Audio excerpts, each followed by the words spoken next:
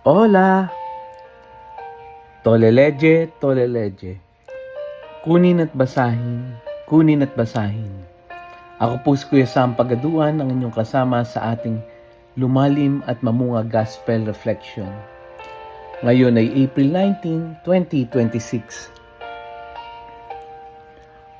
Ang mabuting balita ng Panginoon ayon kay San Lucas, chapter 24, verse 13 to 35. Nang linggo ding iyon, ang dalawa sa mga alagad ay patungo sa isang nayong tinatawag na Emmaus. May 11 kilometro ang layo sa Jerusalem. Pinag-uusapan nila ang mga pangyayari. Samantalang nag-uusap sila at nagtatanungan, lumapit si Jesus at nakisabay sa kanila. Siya'y nakita nila, ngunit hindi nakilala agad. Tinanong sila ni Jesus, "Ano ba ang pinag-uusapan niyo?" At tumigil silang nalulumbay. Sinabi ng isa na ang ngalay Cleopas, "Kayo lamang po yata ang dayuhan sa Jerusalem na hindi nakakaalam sa mga bagay na katatapos pa lamang na nangyari roon." "Anong mga bagay?" tanong niya. At sumagot sila, "Tungkol kay Jesus na taga Nazaret, isang propetang makapangyarihan sa gawa at salita, maging sa harapan ng Diyos at ng mga tao. Isinakdal siya ng aming mga punong saserdote at mga pinuno upang hatulang mamatay, at siya'y ipinako sa krus. Siya pa naman ang inaasahan naming magpapalaya sa Israel. Hindi lang yan, 3 araw na ngayon, mula nang mangyari ito, nabigla kami sa ibinalita ng ilan sa mga babaeng kasamahan namin. Maagang-maaga raw silang nagpunta sa libingan at hindi nila natagpuan ang kanyang bangkay.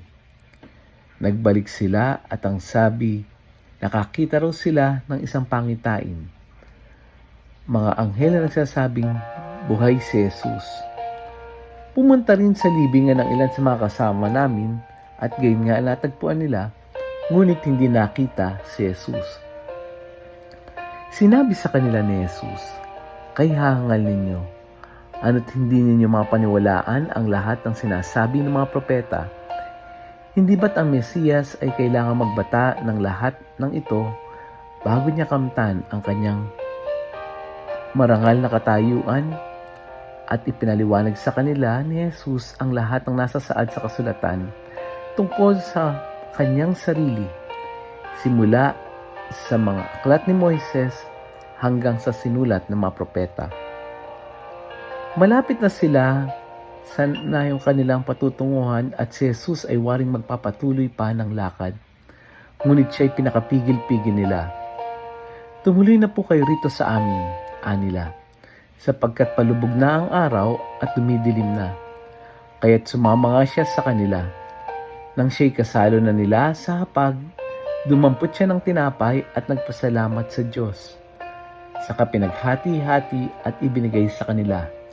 Nabuksan ang kanilang paningin at nakilala nila si Jesus, subalit biglang nawala. At nawika nila, "Kaya pala gayon ang pakiramdam natin habang tayo kinakausap sa daan at ipinapaliwanag sa atin ang kasulatan."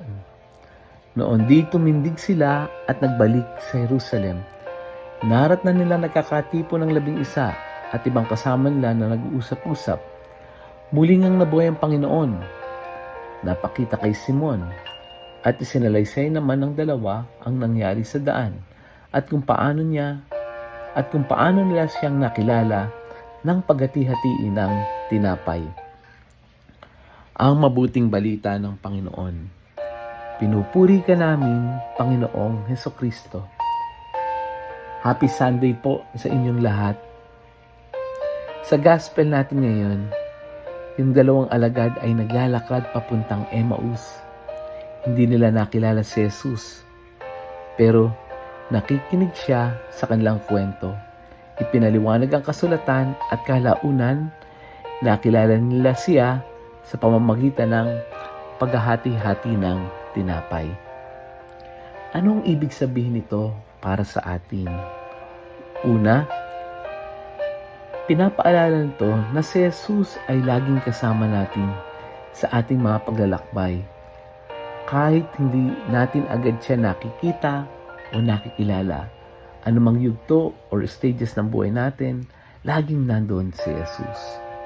Ikalawa, ang kanyang salita ay nagbibigay liwanag sa ating mga tanong at panghihina ng loob. Kung wala ka nang makuhang sagot, go back to His Word. At pangatlo, sa simpleng gawain ng paghahati-hati ng tinapay, nakilala nila si Jesus. Ito ay paalala na sa ordinaryong sandali ng buhay, naroon ang presensya ng Diyos. Minsan, sa gitna ng ating mga problema, parang hindi natin nakikita si Jesus. Pero sa bawat simpleng bagay, sa pagdarasal, sa pagbabahagi ng pagkain, pakikinig sa kwento ng iba, naroroon siya. Ang ating mga Emmaus moments ay mga pagkakataon na sa gitna ng lungkot, biglang nararamdaman natin ang presensya ng Diyos na nagbibigay ng pag-asa. Paano natin to mai-apply sa ating pang-araw-araw na buhay? Number 1, maglaan tayo ng oras sa pakikinig. Tulad ni Jesus na nakinig sa mga alagad, makinig din tayo sa kwento ng iba, lalo na sa mga nahihirapan. Pangalawa, magbahagi tayo ng simpleng kabutihan. Tulad ng paghahati-hati ng tinapay, magbahagi rin tayo ng ating kakayahan, ng ating oras at tulong sa kapwa. Sa pamamagitan nun na ipapakilala natin si Jesus.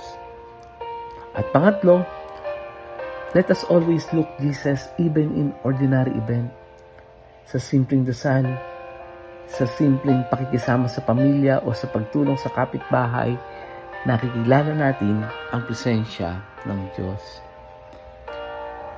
Let us pray. Panginoong Jesus, salamat sa iyong presensya sa aming mga paglalakbay. Turuan mo kami makilala ka sa simpleng sandali ng buhay at palakasin ang aming pananampalataya upang makita ka sa gitna ng aming mga tanong at panghihina ng loob. Amen. Friends, share natin yung audio gospel na ito sa iba, sa ating mga kaibigan, kamag-anak, sa ating mga ka-group chat. Muli, ako po si Kuya Sam Pagaduan, nag-aanyaya. Halina, tayo ay lumalim at mamunga. Lumalim sa pananampalataya at mamunga na mabuting gawa. God bless us all.